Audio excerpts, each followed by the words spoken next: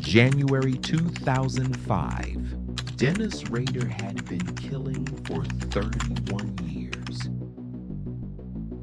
He had never been caught. And then he asked police a question. Can I communicate with Floppy and not be traced to a computer? Be honest. Police said yes. He believed them. He sent the disk. The metadata on that disk destroyed 31 years of careful planning and ended the longest manhunt in Kansas history. His name was Dennis Lynn Rader. He was born in 1945 in Pittsburgh, Kansas. He served in the United States Air Force. He got married. He had 2 children. He moved to Park City, Kansas, a quiet suburb outside Wichita.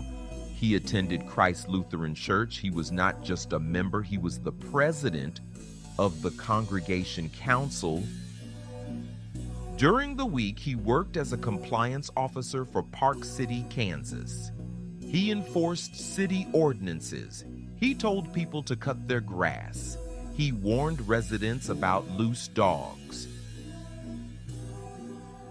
He issued citations. He went home for dinner.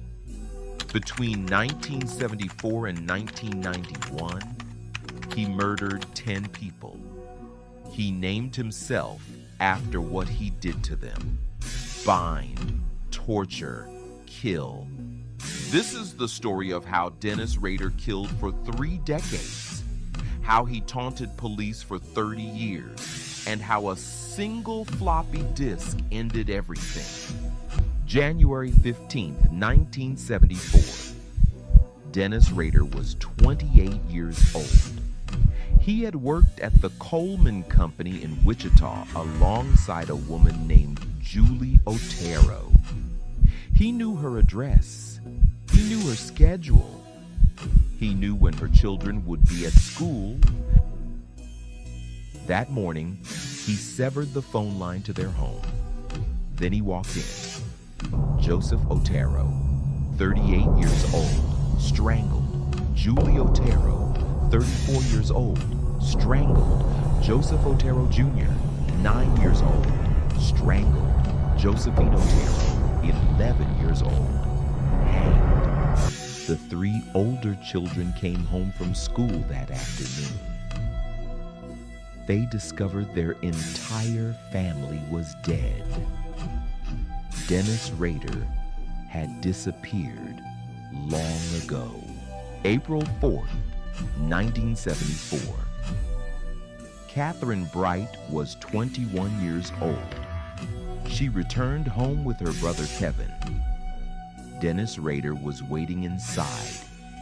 Kevin was shot in the head. He survived. Catherine was not as fortunate. In October 1974, an editor at the Wichita Eagle received a phone call. There was a letter hidden inside the book at the Wichita Public Library. Police found it. The letter described details of the Otero murders that had never been made public. Details that only the killer could know. It was signed with 3 letters. BTK. He had named himself, and he wanted the world to know. March 17th, 1977. Shirley Vian was 26 years old. She was a mother of 3 young children. Dennis Rader entered the home while one of her children opened the door. He locked the 3 children in the bathroom. He strangled their mother. The children eventually escaped. They described a man. Police had no match. December 8, 1977. Nancy Fox was 25 years old. Rader bound and strangled her in her home. Then he walked to a payphone. He called 911. You will find a homicide at 843 South Pushing. His voice was recorded. He was not worried. In February 1978, Rader sent a letter to a local television station. It read, "How many people do I have to kill before I get my name in the paper?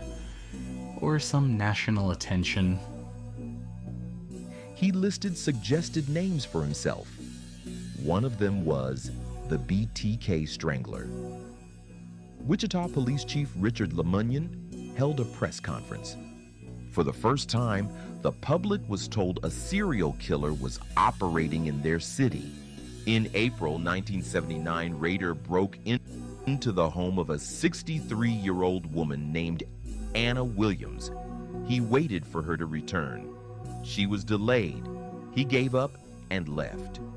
Weeks later, Anna Williams received a package in the mail. Inside were several of her personal belongings and a poem titled, "Oh Anna, Why Didn't You Appear?" She had no idea how close she had come. In 1984, Police Chief Lemunion established a dedicated BTK task force. They nicknamed it the Ghostbusters. One of the youngest officers assigned was named Ken Landwehr. He would spend the next 20 years on this case. They had very little to work with. April 27, 1985. Maureen Hedge was 53 years old. She lived in Park City, Kansas, just down the street from Dennis Rader's house. After an evening of dinner and bingo, she was taken from her home. Her body was found 8 days later. She had been strangled. At the time, police did not connect her murder to BTK. September 16, 1986. Vicky Vegerla was 28 years old. Her husband Bill came home for lunch. Their 2-year-old son was sitting alone. Vicky was dead in their bedroom. Her husband became the primary suspect. He was innocent. He spent years under suspicion. He was never charged because Dennis Rader had never been identified. January 19, 1991. Dolores Davis was 62 years old. Dennis Rader threw a cinder block through her sliding glass door. He strangled her. He left her body under a bridge. Then he stopped. No more murders, no more letters, no trace. For 13 years, Dolores Davis was 62 years old. She was killed on January 19, 1991. She was his last victim. Rader broke into her home and waited. When she came home, he used the same ruse he had used for 20 years. He strangled her. Then he drove to a rural area outside Wichita. He threw her body under a bridge. Pause. He returned the next day. He took Polaroid photographs of her body. He posed her. Between 1991 and 2004, Dennis Rader went to church. He was elected president of the Congregation Council. He enforced city codes. He was someone's neighbor, someone's husband, someone's father. He did not kill again. He did not contact police. He simply stopped. The BTK case went cold. Many investigators believed the killer had died. Some believed he had moved away. After 20 years, they had a voice recording. They had letters. They had crime scene evidence. And they had no suspect. In early 2004, on the 30th anniversary of the Otero murders, the Wichita Eagle ran a piece. A reporter reflected on the families who still had no answers. Rader would later say, "That really stirred it." He was ready to come back. In March 2004, a letter arrived at the Wichita Eagle. Inside, a photocopy of Vicky Wegerle's driver's license, and photographs taken at her crime scene. Photographs that only the killer could have taken. DNA from the letter matched evidence from the 1986 murder scene. BTK was back, and he was not trying to hide. For the next 10 months, Rader sent packages and letters almost every month. A word puzzle, chapters of a self-written autobiography, dolls bound in the manner of his victims, items taken from their homes, kept for years, hidden from his family. He sent them to police. He sent them to television stations. He signed each one. BTK. In January 2005, Rader placed a package inside a cereal box. He left it in the bed of a pickup truck in a Home Depot parking lot. He intended it for KAKE-TV. The truck's owner found it. He assumed it was garbage. He threw it away. Rader contacted the station, asking if they had received his package. Police retrieved it from a dumpster. Security camera footage showed a black Jeep Cherokee dropping it off. They had a vehicle, but not a name.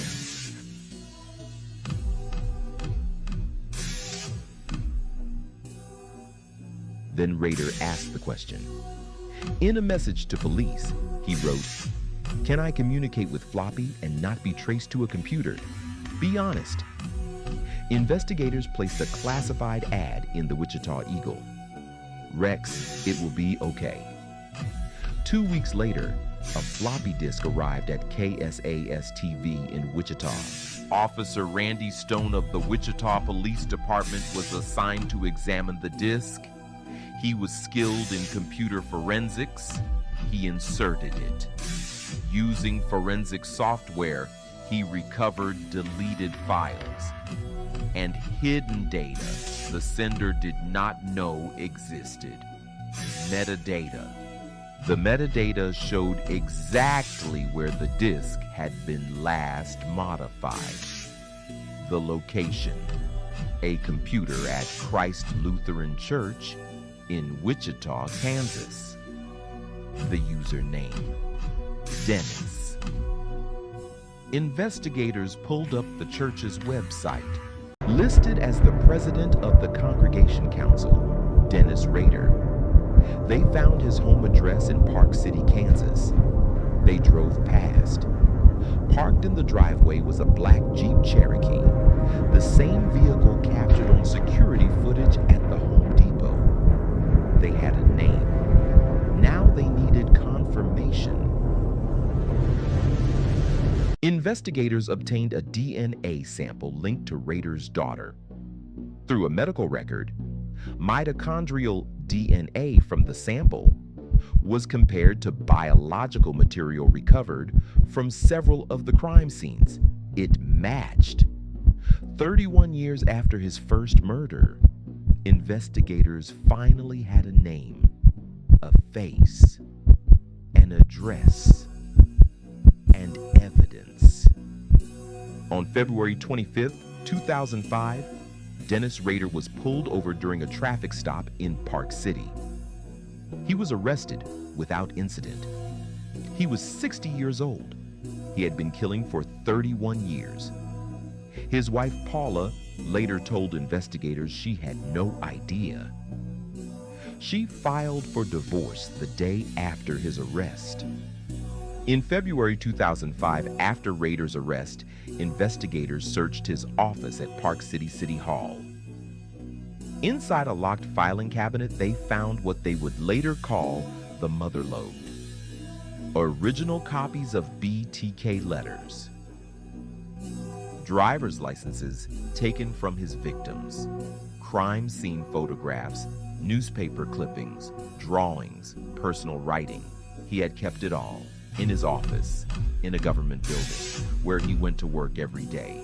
he had hidden 31 years of evidence inside a filing cabinet at his workplace, and no one had ever looked.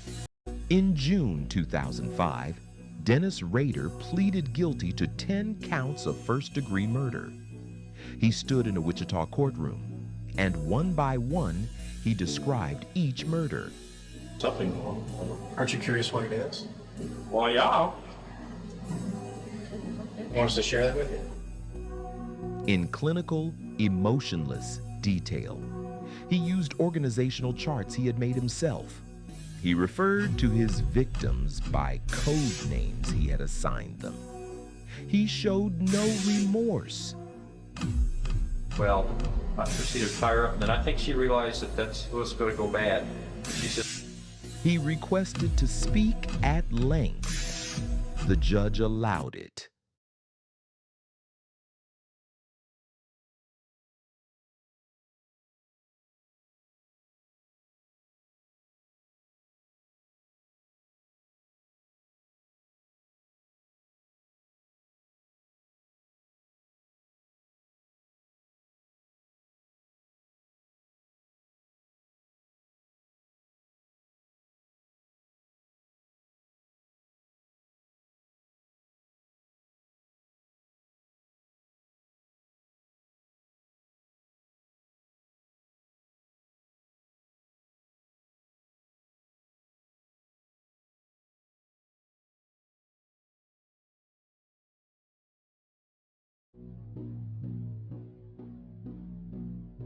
When the judge asked Rader about the Otero children, Joseph Jr., who was 9 years old, Josephine, who was 11, Dennis Rader described in plain language exactly how he killed them. There was no visible emotion. Families of the victims sat in that courtroom. Some had waited 31 years for this moment. Josephine Otero hung from a sewer pipe in the basement of her own home. She was 11 years old. Before she died, she asked him one question.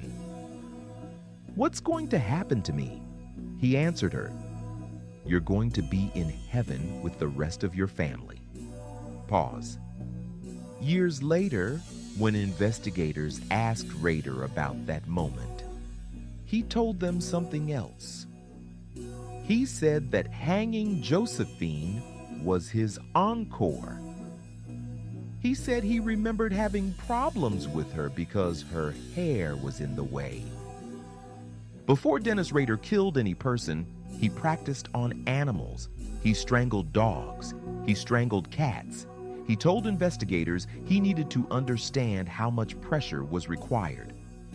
When he began killing people, he found it more difficult than he expected. His hands would go numb. He began using a squeeze ball to strengthen his grip. He carried it with him. This was not impulsive. This was preparation. A child walking. The child Rader approached that afternoon was 6 years old. His name was Stephen Relford. Rader showed the boy a photograph. The photograph was of Rader's own wife and son. He told the boy he was a detective, that he was looking for these people. The boy shook his head and walked home. Rader followed him. Stephen Relford was 6 years old the day Dennis Rader killed his mother. He was sitting in that Wichita courtroom 30 years later. His arms crossed, staring at Rader. In the gallery sat Carmen Otero. She was 13 years old in January 1974 when she came home from school. She found her mother's body. She had a fingernail clipper in her pocket. She used it to try to cut the gag off her mother's face. Carmen Otero was 44 years old when she sat in that courtroom. She clutched an Afghan. She tapped her foot on the floor through the testimony. She did not look away. Judge Gregory Waller sentenced Dennis Rader to 10 consecutive life terms. Under Kansas law at the time of the murders, the death penalty was not an option. Rader will not be eligible for parole for 175 years. He is currently incarcerated at El Dorado Correctional Facility in Kansas. He has given media interviews. He has spoken about his crimes at length. He has compared himself to other serial killers. He has not expressed remorse. There is a church in Park City, Kansas, Christ Lutheran. Every Sunday for years, Dennis Rader sat in a pew there. He served on the council. He helped organize services. He shook hands, and no one knew.